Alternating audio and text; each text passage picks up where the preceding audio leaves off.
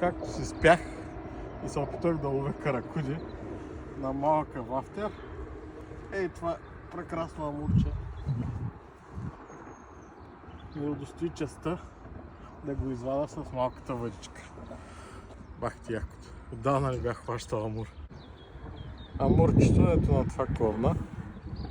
Супер малко вафтерче с плочето ми от плетено влакно.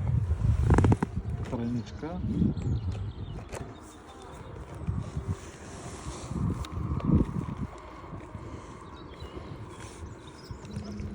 Те са малко специалните еспреси. Ето. Ето това е. Обръщам куката. Слагаме тук. И с пресичката допресовам. И това е. Нищо повече.